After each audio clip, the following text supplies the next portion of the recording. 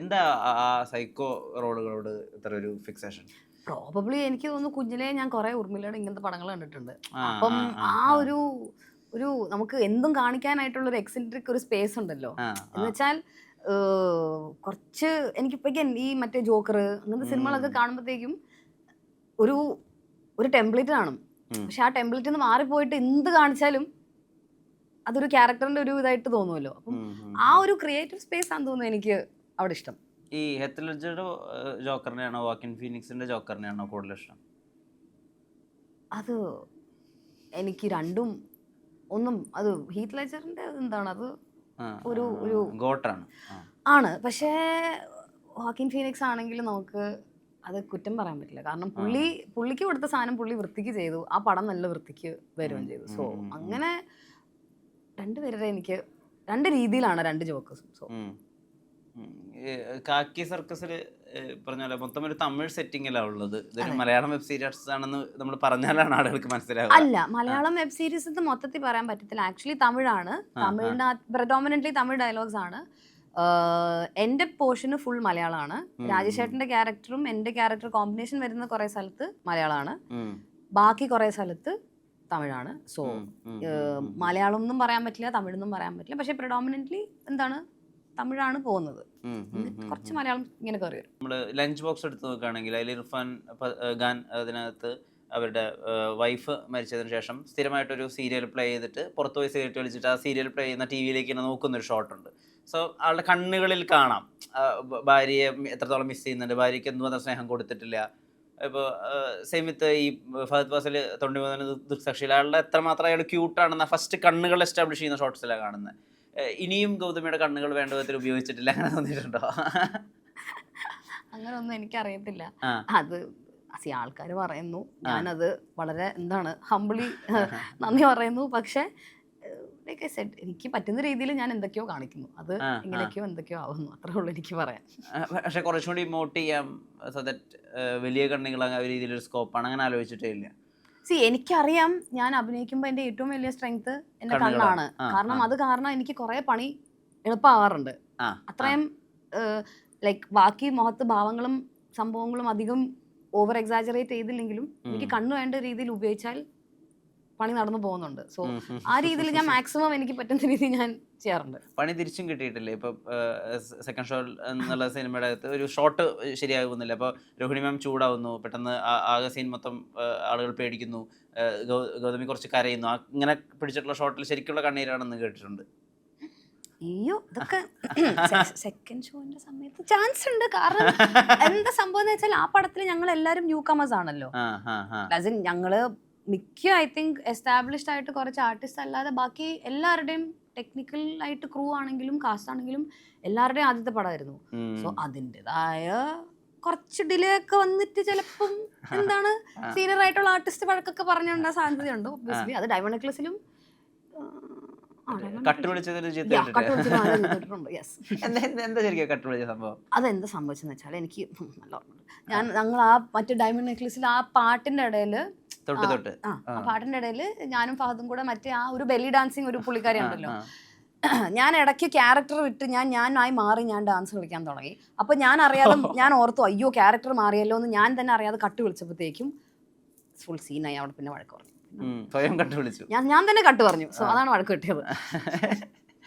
ഈ ഇപ്പോൾ നമ്മൾ ഡയറക്ഷൻ സൈഡിലൂടെ വർക്ക് ചെയ്തത് കൊണ്ട് ഇതിനെ കുറച്ചുകൂടിയൊക്കെ ടെക്നിക്കലി സമീപിക്കാം. അതായത് ഇപ്പോൾ എൻ്റെ ഇത്രയല്ലേ വരുന്നുള്ളൂ, അപ്പോൾ ഞാൻ ഇതിനിങ്ങനെ ഈ ലെൻസാണ് അവിടെ ഉള്ളത്, സോ ദാറ്റ് ഞാൻ ഇങ്ങനെ അഭിനയിച്ചാൽ മതി, അല്ലെങ്കിൽ ഈ ടെലിയാണ് ഇട്ടിരിക്കുന്നത്, സോ അല്ലെങ്കിൽ ഇതൊരു ഹൈ സ്പീഡ് ഷോട്ടാണ്, അപ്പോൾ ഞാൻ ഇതിനെ ഇങ്ങനെയാണ് ഇമോട്ട് ചെയ്യേണ്ടത്. ഇപ്പോൾ ഒരു സ്ലോ മോഷൻ ഷോട്ടാണെങ്കിൽ ഹൈ സ്പീഡ് ക്യാമറയാണ്, ആ സമയത്ത് ലിറിക്സ് അതിലും സ്പീഡിലായിരിക്കും. സോ ദാറ്റ് അങ്ങനെ ഇതൊരു കുറച്ചുകൂടി ടെക്നിക്കൽ ആയിട്ടുള്ളൊരു കാര്യം കൂടിയാണല്ലോ. അല്ലെങ്കിൽ ഈ ആക്സിസ് ഇങ്ങനെയാണ്, ഫോക്കസ് ഇങ്ങനെ വരണം. സോ ഈ ഡയറക്ഷൻ സൈഡിലേക്ക് ഒരു ഇൻക്ലിനേഷൻ ഉണ്ടായത് എപ്പോഴെങ്കിലും ആക്ടിങ്ങിനെ കോംപ്ലിമെന്റ് ചെയ്തിട്ടുണ്ടോ? ഡയറക്ഷൻ ചെയ്ത് കഴിഞ്ഞിട്ട് യെസ് ഡെഫിനറ്റ്ലി. കാരണം ഇപ്പം നിങ്ങൾ പറഞ്ഞ പോലെ തന്നെ ഇപ്പം ലെൻസ് ഇത്രയാണ്, ലൈറ്റ് എവിടെ നിന്ന് വരുന്നു, ലൈക്ക് ഇന്ന കുറച്ച് ടെക്നിക്കലി നമുക്ക് അറിഞ്ഞിരിക്കേണ്ട കുറേ കാര്യങ്ങൾ ഒബ്വിയസ്ലി നമ്മൾ കുറച്ചും കൂടെ ക്രാഫ്റ്റ് ബെറ്റർ ആക്കുമെന്ന് എനിക്ക് തോന്നിയിട്ടുണ്ട്. ഇപ്പം സെക്കൻഡ് ഷോ എന്നുള്ള സിനിമ ആലോചിക്കുമ്പോഴേ ഒരുപാട് ഷോട്ടുകളിൽ എനിക്ക് ഏറ്റവും എന്നെ ഹൃദയത്തിൽ തൊട്ടൊരു ഷോട്ട്, ഈ ബെൻസ് കാർ തൊട്ട് തൊട്ട് തൊട്ട് ഇങ്ങനെ മഴയത്ത് പോകുന്ന ഷോട്ടുണ്ട്. എന്തായിരുന്നു അപ്പൊ കിട്ടിയ ബ്രീഫ്? ഇതെങ്ങനെ ചെയ്യണം എന്നായിരുന്നു പറഞ്ഞിട്ടുണ്ടായിരുന്നത്? എന്റെ അമ്മേ, ഇതിപ്പോ 2011 കാര്യമൊക്കെ എന്നോട് ചോദിച്ചാൽ ഞാനിപ്പോ എന്താ എന്നാലും ഓർത്തെടുക്ക. അതിന് ഭയങ്കര വല്ലാത്തൊരു ഐഡന്റിറ്റി ഉണ്ട് ആ ഷോട്ടിന്. ഇല്ല, എന്നോട് എന്താ പറഞ്ഞത് ഇത്ര പറഞ്ഞുള്ളൂ. ആ. ഇങ്ങനെ മഴ പെയ്യുവാണ്, ആ. ഇങ്ങനെ കുട പിടിച്ചിട്ട് ഇങ്ങനെ ബേസിക്കലി ആ ക്യാരക്ടറിന്റെ എനിക്ക് തോന്നുന്നു ശ്രീനാഥ് ആ സമയത്ത് അത് മൊത്തം പറഞ്ഞായിരുന്നു. സി, ഇങ്ങനെ ഒരു കോംപ്ലിക്കേഷൻ ഉണ്ട്, ഇങ്ങനെ ഒരു ഡിലമയുണ്ട്, ഇതാണ് സംഭവം. എന്നിട്ട് തിരിഞ്ഞ് വിഷമിച്ച് തിരിഞ്ഞ് ഇങ്ങോട്ട് നോക്കുക. പിന്നെ അത് മാത്രമല്ല, ഞങ്ങള് സെക്കൻഡ് ഷോ ഞാൻ സെറ്റിലല്ല ആദ്യമായിട്ട് ഞാൻ പെർഫോം ചെയ്യുന്നത്. കാരണം ഞങ്ങൾ ഷൂട്ട് ചെയ്യുന്നതിന് മുമ്പേ കുറെ ആക്ടിങ് വർക്ക്ഷോപ്പും ക്യാമ്പും ഉണ്ടായിരുന്നല്ലോ. സോ ആ രീതിയിൽ പോയതുകൊണ്ടും ഐ തിങ്ക് കുറെയൊക്കെ നമ്മൾ റിഹേഴ്സ് ചെയ്ത് സെറ്റ് ആയതുകൊണ്ട് ഷോർട്ടിലേക്ക് അങ്ങനെ നമുക്ക് അധികം ഇത് പോകേണ്ടി വന്നില്ല. ഓക്കെ, ഇന്ന് ഇത് ഇങ്ങനെ കാർ ഇങ്ങനെ തൊട്ടിട്ട് ഇങ്ങനെ പോവാ, എന്നിട്ട് തിരിഞ്ഞിട്ട് വിഷമത്തോടെ അങ്ങനെ നോക്കിയപ്പോഴത്തേക്കും നമുക്ക് അങ്ങനെ അങ്ങനെ അങ്ങനെ അങ്ങനെ കാരണം തോന്നുന്നു ബ്രീഫ് എനിക്ക് കിട്ടിയത്. എനിക്ക് സത്യമായിട്ട് ഓർമ്മയില്ല, കുറേ നാളായല്ലോ. ആളുകൾ ചോദ്യം എടുത്ത് പറയുന്നത് ആദ്യത്തെ 2 സിനിമകളാണല്ലോ. ഇപ്പോൾ ഈ ആദ്യ സിനിമയിൽ തിയേറ്ററിൽ ഇരുന്ന് കാണുമ്പോൾ ഇന്നത്തെ ഭാഷയിൽ പറയുകയാണെങ്കിൽ ഒരു തേപ്പുകാരി പട്ടമാണല്ലോ അത് കിട്ടുന്നത്. ഓക്കെ ആയിരുന്നോ അങ്ങനെ ആളുകൾ അതിനെ റിസീവ് ചെയ്യുന്നതിനെ പറ്റിയിട്ടും അത് ഉൾക്കൊള്ളാൻ പറ്റിയിരുന്നോ? സിനിമയല്ലേ, ഐ മീൻ ലൈക്ക് അത് നമുക്കൊരു ക്യാരക്ടർ വരുന്നു, എനിക്ക് വേറൊരാളുടെ ജീവിതം ജീവിക്കാൻ ഒരു അവസരം കിട്ടും. ഞാൻ അങ്ങനെയാണ് അതിനെ കണ്ടത്. അതെല്ലാ സിനിമയിലും എല്ലാ കഥാപാത്രങ്ങൾ ലൈഫിൽ അങ്ങനെ ആയിട്ടാണ് ഞാൻ കാണുന്നത്. ഗൗതം എപ്പോഴും ഇങ്ങനത്തെ തിയറി പറയുന്നത് കേട്ടിട്ടുണ്ട്. അതായത് ഒരു ജീവിതത്തിൽ എനിക്ക് 100 ജീവിതങ്ങൾ ജീവിക്കാൻ പറ്റുന്നുണ്ടെങ്കിൽ അതാണ് സിനിമ. പക്ഷെ ശരിക്കും ഈ 100 ജീവിതങ്ങൾ ജീവിക്കാൻ പറ്റാത്ത സന്ദർഭം ഉണ്ടാവുന്നുണ്ടല്ലോ. അതായത് ബാക്ക് ടു ബാക്ക് സിനിമ കിട്ടാത്ത സന്ദർഭം ഉണ്ടാവുമല്ലോ. അപ്പൊ ഈ ക്രാഫ്റ്റിനെ എങ്ങനെയാ പ്രതീക്ഷയോടുകൂടി നോക്കിക്കാണുക? ഈ സിനിമ വരും, എൻ്റെ കാലിബറിന് പറ്റുന്ന എനിക്ക് ചെയ്യാൻ സ്കോപ്പുള്ള സിനിമ വരും, അതിനൊരു മാനിഫെസ്റ്റേഷൻ, അതിനൊരു വിൽ പവർ വേണ്ടേ? അതെങ്ങനെ ഉണ്ടാക്കും? ഇത് അങ്ങനെയൊക്കെ ഞാൻ ചിന്തിച്ചിട്ടുണ്ടോന്ന് എനിക്ക് അറിയത്തില്ല. ഞാനിപ്പം എനിക്കിപ്പം നമുക്ക് ഇൻഡസ്ട്രിയിൽ നമ്മളെ ഓർക്കാനായിട്ട് നമുക്ക് ചെയ്യേണ്ട കുറച്ച് കാര്യങ്ങളുണ്ട്. ആ രീതിയിൽ ഞാൻ മാക്സിമം അതെ, നെറ്റ്വർക്കിംഗ്, ഇല്ലെങ്കിൽ ഫോട്ടോഷൂട്ട്സ്, ഇല്ലെങ്കിൽ വർഷത്തിലൊരിക്കൽ ഇങ്ങനെ ഓരോ പ്രോജക്റ്റ് ഒക്കെ വരുമ്പോഴത്തേക്കും ഇത് ഇറങ്ങുമ്പോഴത്തേക്കും ആൾക്കാർ വീണ്ടും ഉണ്ടല്ലോ എന്നുള്ള രീതിയിൽ വരും. അല്ലാതെ ഞാൻ അങ്ങനെ ഇപ്പം അങ്ങനെ അത്രയ്ക്കൊന്നും ഞാൻ മുന്നോട്ടൊന്നും ചിന്തിച്ചിട്ടില്ല.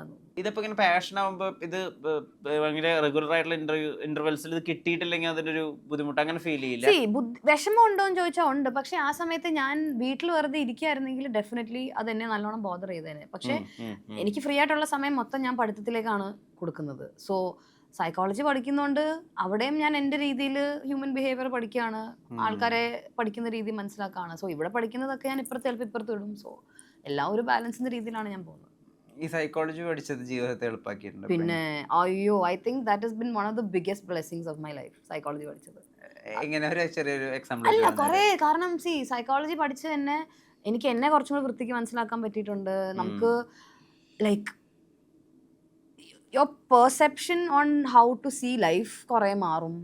ലൈക്ക് ബുദ്ധിമുട്ടുള്ള അവസരങ്ങൾ വരുമ്പോഴത്തേക്കും എങ്ങനെ മുന്നോട്ട് പോകണം, ലൈക്ക് സന്തോഷിക്കുന്ന സിറ്റുവേഷൻസ് വരുമ്പോഴത്തേക്കും അതെങ്ങനെ ഹാൻഡിൽ ചെയ്യണം, ലൈക്ക് നല്ലൊരു ബാലൻസ് മെയിൻറ്റെയിൻ ചെയ്ത് പോകാൻ പറ്റുന്നത്. പിന്നെ ഇന്റർപേഴ്സണൽ റിലേഷൻഷിപ്സ് ആണെങ്കിലും മൊത്തത്തിലൊരു ഞാൻ സൈക്കോളജി പഠിച്ചിട്ട് ഞാൻ ഇപ്പോഴും എനിക്ക് പറയാൻ തോന്നിയിട്ടുണ്ട് ദാറ്റ് എല്ലാ സ്കൂൾസിലും മസ്റ്റായിട്ട് നമ്മൾ അറ്റ്ലീസ്റ്റ് കുഞ്ഞിലത്തെ 8ാം ക്ലാസ് അല്ലെങ്കിൽ 9ാം ക്ലാസ് തൊട്ട് 12 വരെ കമ്പൾസറി ആയിട്ട് പഠിപ്പിച്ചുകൊണ്ടിരിക്കേണ്ട ഒരു സബ്ജക്റ്റാണ് സൈക്കോളജി എന്ന് എനിക്ക് പഠിച്ചു കഴിഞ്ഞപ്പോഴത്തേക്ക് എനിക്ക് തോന്നി. കാരണം പല രീതിയിലും ആൾക്കാർക്ക് ഇപ്പോൾ ഉള്ള പ്രശ്നങ്ങൾ ഒരു കുറച്ച് ബേസിക് സൈക്കോളജി പഠിക്കേണ്ട രീതിയിൽ നമ്മൾ അറ്റ്ലീസ്റ്റ് അറിയുവാണെങ്കിൽ തന്നെ വളരെ വ്യത്യാസം ആൾക്കാരുടെ ജീവിതത്തിൽ ഉണ്ടാക്കുമെന്ന് എനിക്ക് തോന്നി.